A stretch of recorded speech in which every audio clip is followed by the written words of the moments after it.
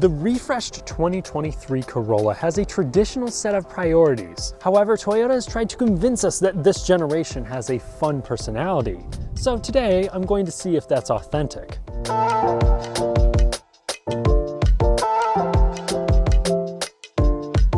If you enjoy fun, detailed car content without fluff, consider subscribing and hitting the bell for notifications. For 2023, there are many small changes and a few big ones. One, gas-only models now have the 2-liter engine as standard, no more 1.8. They also got rid of the available manual transmission, but the Corolla Hybrid is no longer being neglected, adding 2 new trims, making for 3 total, and the availability of all-wheel drive. It also adds a little bit of power, comes in a little bit cheaper, all at the cost of city MPGs. Additionally, Toyota's latest Safety Sense 3.0 is now standard on the Corolla. But the biggest news is the addition of the GR Corolla. Built in a special factory, this is a wide-body 300 horsepower hatchback that comes with all-wheel drive and a manual transmission only. It's a low-production vehicle. If you're ready to wait or fight, this seems like an insane track-ready daily driver, and it deserves its own full review. In keeping with the unfortunate trend of increasing entry prices, the base L trim was removed, as was the Apex, and the XLE was also stripped from the non-hybrid cars. You now start with the LE and then the SE,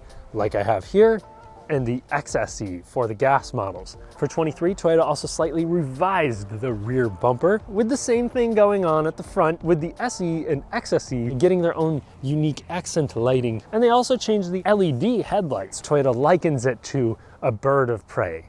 And you know, I don't really think it goes freaky fascias aside, the Corolla actually offers a pretty respectable amount of standard features like LED headlights across every trim, and all cars will come with 5.3 inches of ground clearance, which I'm only mentioning because this thing now offers all-wheel drive. On every trim except for the LE, you will have Toyota's smart proxy key. All LE and XLE trims will have 16-inch wheels, so a respectable amount of sidewall, or if you go with the SE or XSE, you'll have 18s, which is a standard size for the class, but I can't recall seeing this like stretched tire look on any other normal compact. Perhaps it's a defense mechanism against a Toyota Corolla driver's biggest foe, curbs. Now this specific one also has a fair amount of accessories, not just the side moldings here, but also the larger spoiler. And you can find Corollas like this one at Royal South Toyota in Bloomington, Indiana. The community-focused dealership with a knowledgeable staff and usually a great inventory. I'd like to thank them for letting me test drive a Corolla to make this video possible. Check them out. For extra style points, you can get the SE Hybrid with an infrared package that adds red accents inside and out.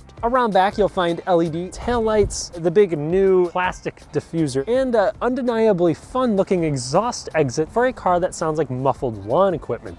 I do want to talk about the hatchback version here. So that's going to have a slightly different feature set by trim than the sedan, and that's also going to be only available with the SE or XSE, but you now have the availability of the GR Corolla, and I love the idea of the GR Corolla because when you think about it, you either get a well done but by the books small economy car or an all-out hot hatchback on DMT. There's no in-between like most other brands. Contrasting the outside, the interior of the Corolla is straightforward no matter which trim you go with. It's refreshingly easy to interact with, but lacks a wow factor. You have 8 small buttons and 2 dials to control the automatic climate control. The dials have a nice feel. The buttons aren't super tactile, but it's easy to use. You also have a new multimedia system, which is going to come with an 8-inch screen. It has a good resolution, good response time, and a pretty minimalist UI, which will probably take some getting used to as it doesn't have a home screen. But as Toyota keeps implementing this into more and more models, I like it more and more. And it's gonna have wireless Apple CarPlay and and Android Auto as well. I enjoy the no-frills approach. It's there as a sidekick, not the main attraction. My only qualm is the missing tune dial. I also appreciate that every Corolla comes with at least 6 speakers. The optional JBL sound system available on the SE, XSE, and XLE hybrid also comes with a subwoofer. Here on my SE, I'm impressed by the panel fitment and vibes. It's just simple and feels well built. You have nice stitching and a two-tone look, except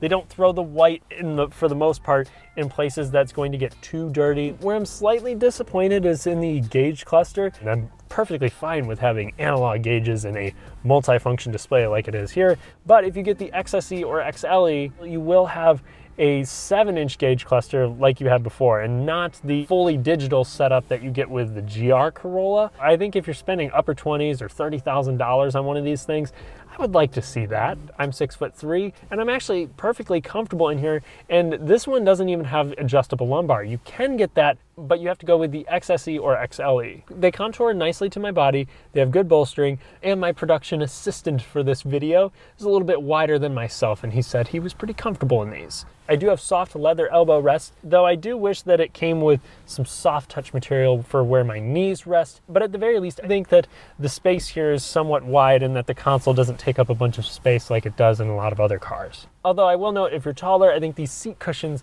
maybe could offer a bit better support. When it comes to available and standard features, you will get push button start with the proxy key if you go with anything except for the base. And you will get Toyota's soft yet durable leatherette seating, Softex, on XSE and XLE. The front seats will also be heated in those specs. And those top trims will offer a wireless charger. The XSE and XLE hybrid also come with a sunroof, which can be optioned on any Corolla. All will have 4 charging ports, but that rounds it out. No dual zone climate control, heads-up display, ventilated seats, or heated steering wheel. Instead, it focuses on quality and common sense. It has a sturdy construction to it. Nothing you touch feels too cheap or too fragile. Toyota doesn't use any glossy black plastics in high touch point areas, and all of this good build quality, fit and finish, thoughtful but restrained use of buttons, controls, and touchscreens makes the Corolla interior one of the most agreeable in the segment, at least up front. And the backseat of the Corolla sedan, I have just enough headroom here and just enough legroom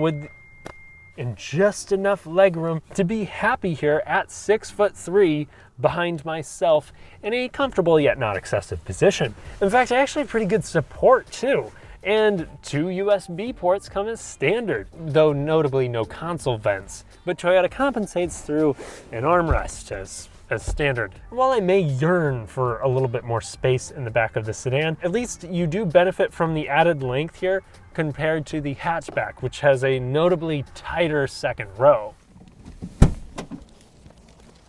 The trunk of the Corolla is more than respectable, though with the really absurdly large space from some of the competitors like the Honda Civic or the VW Jet I tested a while ago. This will not shock you, and I kind of wish maybe the opening here was a little bit bigger, but it does have a good amount of height and width. If you go with the hatchback, yes, it technically has a little bit more space than this cubic feet wise, but it's just not very long. I would argue the sedan is probably the better family vehicle, mainly because of the increased rear seat space. But the hatch does have one trick up its sleeve, and that is a enhanced cargo package, which is free. And you may think, oh wow, I should just get that, but it deletes your spare tire. And I'm not knocking Toyota for giving you the availability to go with a fix-a-flat kit or a spare tire. I think that's a nice option to at least have, although I do think its name is misleading. But now let's take it out on the road to see if the fun looks are also deceiving.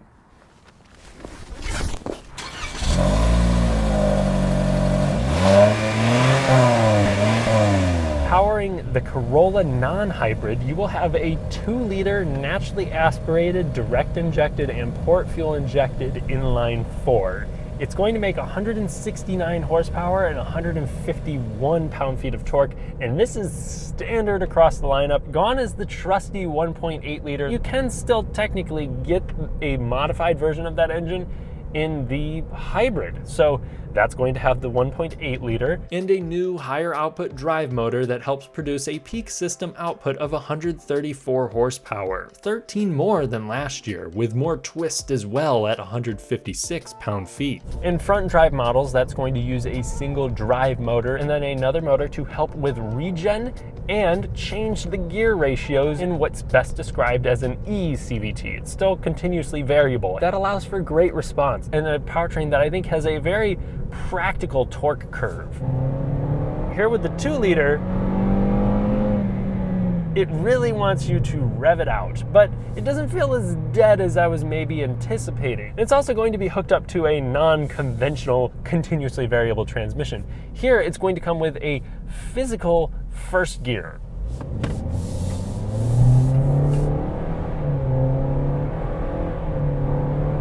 That does allow for a slightly more linear, natural feeling when accelerating, eliminating the inconsistent, rubber bandish low-speed acceleration of many other CVTs. One thing that Toyota likes to boast is that this now is 2 seconds quicker to 60 than the old L and LE's 1.8 liter. So now let's experience that acceleration for myself.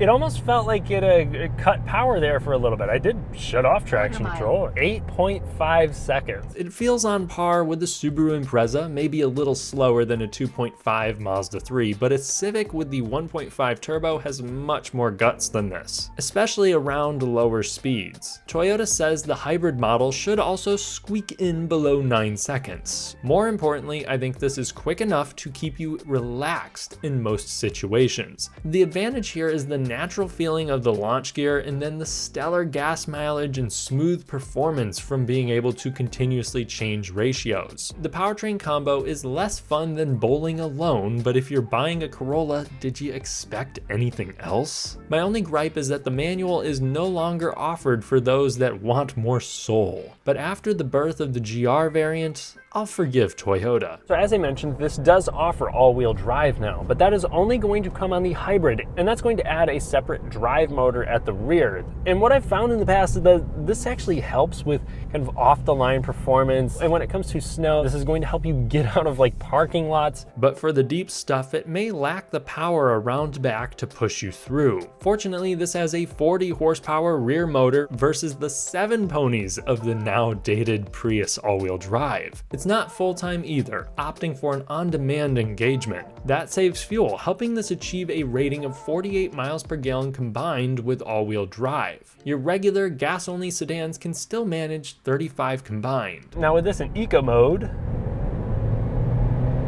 it still doesn't fight me when I want to accelerate. Doing about 65 miles per hour. We are right around 1500, 1600 RPMs. Of course, this kind of just jumps up and down as it needs to.